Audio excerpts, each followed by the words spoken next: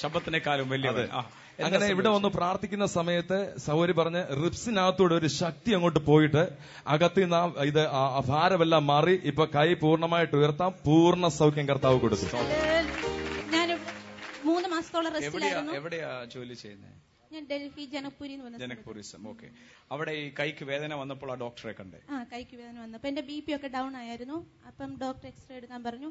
അങ്ങനെ എക്സ്റേ എടുത്തപ്പോൾ plural effusion എന്ന് പറഞ്ഞു. ലങ്സിനകത്ത് ഫ്ലൂയിഡ് കെട്ടി കിടക്കുക. ഇവിടെ വന്ന് 3 മാസം കൊണ്ട് ഇപ്പൊ ട്രീറ്റ്മെന്റ് ഇല്ല. ഇന്നലെ രാവിലെ എനിക്ക് ഭയങ്കര വേദനയായിരുന്നു ഒരാഴ്ചക്ക് മുമ്പ്. അപ്പൊ വേറൊരു ഡോക്ടറെ കണ്ട് ആ ഡോക്ടർ എനിക്ക് ആന്റിബയോട്ടിക് തന്നു.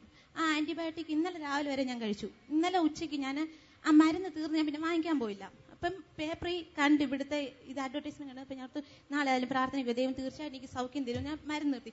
ഇന്ന് രാവിലെ ഞാൻ മരുന്ന് കഴിച്ചിട്ടില്ല. അതുകൊണ്ട് ഈ കൈ ഉയർത്താനായിട്ടായിരുന്നോ മെയിൻ വേദനയും പ്രയാസമാണ്? ഈ കൈ ഉയർത്തി ഞാൻ ദൈവത്തെ ആരാധിച്ചിട്ട് 3 മാസമായി.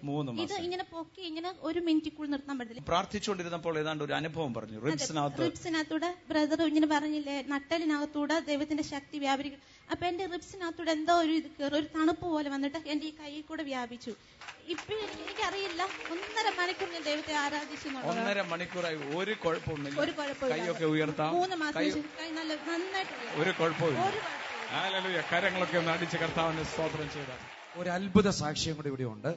ഈ മോന് 3-ാം ക്ലാസ്സിൽ പഠിക്കുമ്പോൾ മുതൽ മൂക്കിന്റെ ഈ പാലം ഈ അസ്ഥി വളഞ്ഞിട്ട് അലർജിയും ശ്വാസതടസ്സമായിട്ട് ഭാരപ്പെടുമായിരുന്നു. ഇന്ന് ആദ്യമായിട്ടാണ് ഇങ്ങനെ ഒരു മീറ്റിംഗിൽ ഇദ്ദേഹം കടന്നു വരുന്നത്. ഇവരോട് പ്രാർത്ഥിച്ചുകൊണ്ടിരുന്നപ്പോൾ ഒരു അത്ഭുതകരമായ സാക്ഷ്യമാണ്.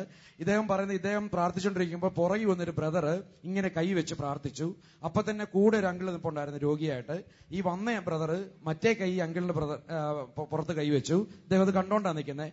പെട്ടെന്ന് പ്രാർത്ഥിച്ചപ്പോൾ പറയാണ്, ഈ കൈ വെച്ച കൈയുടെ മേളിലോട്ട് വേറൊരു ശക്തിയുള്ള കൈ വന്ന് വെച്ചു. മൂക്കിന്റെ പാലം ഈ അസ്ഥി വളഞ്ഞിരുന്നത് നിവർന്നു വന്നു. അപ്പോൾ തന്നെ ശ്വാസം നോർമലായി. അത്ഭുതകരമായി കർത്താവ് സൗഖ്യമാണ്. മോൻ എവിടുന്നാ വരുന്നേ? റാന്നിന്നാ വരുന്നേ. ഓക്കെ. മോൻ ഇപ്പം പഠിച്ചുകൊണ്ടിരിക്കുകയായിരിക്കും. എഞ്ചിനീയറിംഗിന് പഠിക്കാം. 3-ാം ക്ലാസ്സിൽ പഠിക്കുമ്പോഴാണ് മൂക്കിന്റെ പാലം തെറ്റിയത്? 3-ാം ക്ലാസ്സിൽ പഠിക്കുമ്പോൾ തൊട്ട് ആസ്മയൊക്കെ ഉണ്ടായിരുന്നു. ആ സമയത്ത് ചെക്ക് ചെയ്ത് പറഞ്ഞു മൂക്കിന്റെ പാലത്തിന് വളവുണ്ട്, അത് കാരണം അലർജി കാരണമെന്ന് പറഞ്ഞു. ഇവിടെ വരുമ്പോഴും ഈ പ്രയാസം ഉണ്ടായിരുന്നു? അത് ആസ്മയുടെ ട്രീറ്റ്മെന്റ് ഒരു 9-ാം ക്ലാസ് വരെയോളം ചെയ്ത ആസ്മ ഒരു കുറച്ച് നാളത് പിന്നെ ഇപ്പൊ ഇല്ലാതിരിക്കുവായിരുന്നു. പിന്നെ ഇടയ്ക്ക് തുമ്മൽ വരുമ്പോഴും ചുമയൊക്കെ. പ്രാർത്ഥിച്ചുകൊണ്ടിരിക്കുമ്പോൾ എന്താ അനുഭവം ഉണ്ടായി? പ്രാർത്ഥിച്ചുകൊണ്ടിരിപ്പോ ഒരങ്ങള് കൈവച്ചപ്പോ പ്രാർത്ഥിച്ചപ്പോ അതിന്റെ മുകളിലായിട്ട് വേറൊരു കൈകളിൽ വെച്ച് ഇങ്ങനെ. എങ്ങനെ അറിയാം വേറെ കൈവച്ചെന്ന്? ആ കൈയുടെ നല്ല നമുക്ക് വെയിറ്റ് അറിയാം. നല്ലൊരു വെയിറ്റ് അറിഞ്ഞു. അതോടെ ആ പ്രയാസം പോയി. ഇപ്പൊ ഒരു കുഴപ്പമില്ല. ഇടയ്ക്ക് തുമ്മലൊക്കെ വരുമ്പോ ശ്വാസം മുട്ടൽ ഉണ്ടായിരുന്നു. അങ്ങനെ ഇടയ്ക്ക് വരുമായിരുന്നു. ഇപ്പൊ ഒരു കുഴപ്പമില്ല. കരങ്ങളൊക്കെ ഒന്ന് അടിച്ചു. എബ്രായർക്ക് എഴുതിയ ലേഖനം 11-ാം അധ്യായം 6-ാമത്തെ വാക്യം. വിശ്വാസം കൂടാതെ ദൈവത്തെ പ്രസാദിപ്പിക്കാൻ സാധിക്കത്തില്ല. പറഞ്ഞിട്ട്, വിശ്വാസം കൂടാതെ ദൈവത്തെ പ്രസാദിപ്പിക്കാൻ പറ്റത്തില്ല എന്ന് പറയുമ്പോൾ നിങ്ങളുടെ ഉള്ളിൽ ഒരു തോന്നൽ വരാം, എനിക്ക് വിശ്വാസം ഇല്ലല്ലോ. അല്ല, അതിനുവേണ്ടിയല്ല അവിടെ എഴുതിയിരിക്കുന്നത്. വിശ്വസിക്കുന്നവരാൽ അസാധ്യമായതൊന്നുമില്ല എന്ന് പറയാൻ അവിടെ അത് എഴുതിയിരിക്കുന്നത്. നമ്മുടെ ഉള്ളിൽ ദൈവം യേശുക്രിസ്തു മുഖാന്തരം ആ വിശ്വാസം തരുന്നത്. ദൈവം നമ്മുടെ വിശ്വാസത്തിലല്ല ആശ്രയിക്കുന്നത്. താൻ തന്റെ പുത്രനായ യേശുക്രിസ്തു നമ്മുടെ ഉള്ളിൽ വന്നപ്പോൾ ദാനമായി തന്ന വിശ്വാസത്തിലൂടെയാണ് തന്റെ പദ്ധതികൾ മുഴുവൻ ചെലവാക്കുന്നത്. ചേർന്ന് കർത്താവിനെ സ്തോത്രം ചെയ്താട്ടെ. പലരും പറഞ്ഞിങ്ങനെ കേട്ടിട്ടുണ്ട്, എന്റെ വിശ്വാസം ഒന്ന് വർദ്ധിക്കണം, അകത്തുള്ള കർത്താവ് തന്നിരിക്കുന്ന വിശ്വാസം ഉപയോഗിക്കണം. അടുത്തിരിക്കുന്ന ആളിനോട് പറയണം, വിശ്വാസം വർദ്ധിപ്പിക്കുന്നത് ഉപയോഗിച്ച വിശ്വാസം വർദ്ധിപ്പിക്കുന്നത്. ഹല്ലേലൂയ. നിങ്ങൾക്ക് എല്ലാവർക്കും മസിൽസ് ഉള്ളവരാ ഇവിടെ ഇരിക്കുന്നത്. മസിൽ ഉള്ളത് കൊണ്ടാണല്ലോ നിങ്ങളിവിടെ നടന്നതും കൈ പൊക്കുന്നതും എല്ലാം. എന്നാൽ മിസ്റ്റർ കേരളയെ കണ്ടു കഴിഞ്ഞാൽ അങ്ങേരിങ്ങനെ കൈ പൊക്കിയാൽ പെട്ടെന്ന് ഇത് ചാടി വരുന്നത് കാണാം.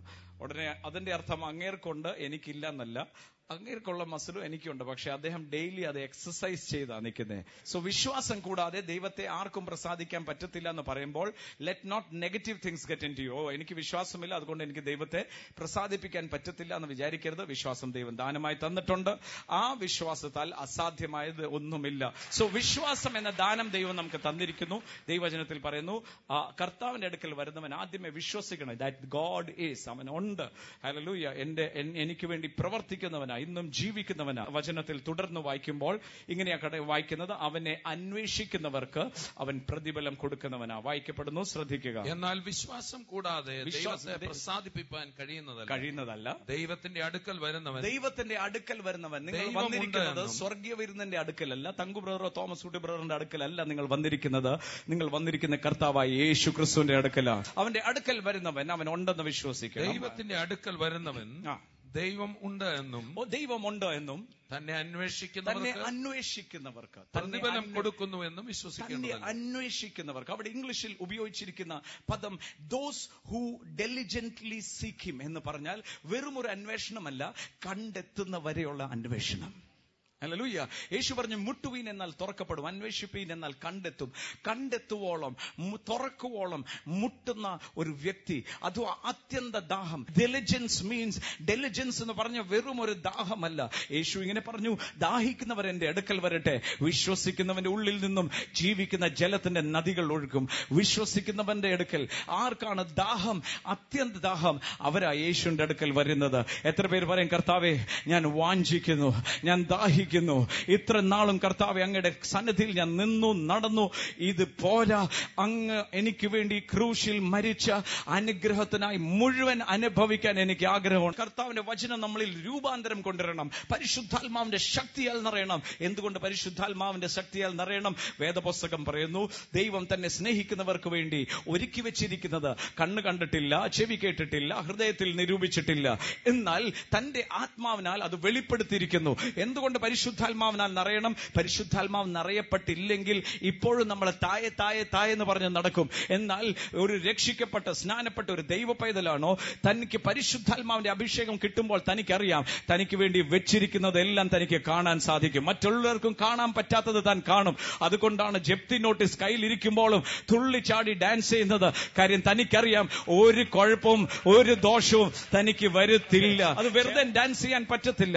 പരിശുദ്ധാത്മാവിൽ നിറഞ്ഞവർക്ക് മാത്രമേ അത് പറ്റത്തുള്ളൂ. പരിശുദ്ധാത്മാവിന്റെ നിറവുള്ളവർക്ക് എന്താ ഗുണം? അവർ മറ്റുള്ളവർ കാണാത്തത് കാണാൻ തുടങ്ങും, മറ്റുള്ളവർ കേൾക്കാത്തത് കേൾക്കാൻ തുടങ്ങും, മറ്റുള്ളവർ ചിന്തിക്കാത്ത നിലയിൽ അവർ ചിന്തിക്കാൻ തുടങ്ങും. കാര്യം അവരിലുള്ളവൻ വലിയവനാണെന്ന് ബോധ്യമാകുമ്പോൾ, പരിശുദ്ധാത്മാവിന്റെ ശക്തിയോടെ അവർ നടക്കുമ്പോൾ, അവർ തൊടുന്നത് അത്ഭുതം, നോക്കുന്നത് അത്ഭുതം, എവിടെ ചെന്നാലും അത്ഭുതം, അത്ഭുതം, അത്ഭുതം, അത്ഭുതം, അത്ഭുതം. കണ്ടുകൊണ്ടിരിക്കുന്നവർ, ഭവനത്തിലായിരിക്കുന്നവർ, ഞങ്ങൾ ചേർന്ന് പ്രാർത്ഥിക്കാൻ പോകുക. എല്ലാ കരങ്ങളും നീട്ടി പ്രാർത്ഥിച്ചു. യേശുവിന്റെ നാമത്തിൽ ഈ TV പ്രോഗ്രാം കണ്ടുകൊണ്ടിരിക്കുന്ന സമയത്ത് മഹത്വം ഭവനത്തിനകത്ത് ഇറങ്ങട്ടെ. ദൈവം മഹത്വം ഭവനത്തിനകത്ത് ഇറങ്ങട്ടെ. യേശുവിന്റെ നാമത്തിൽ രോഗികൾ ഇപ്പോൾ തന്നെ സൗഖ്യമാകട്ടെ. യേശുവിന്റെ നാമത്തിൽ അത്ഭുത സൗഖ്യമാകട്ടെ. യേശുവിന്റെ നാമത്തിൽ തന്നെ.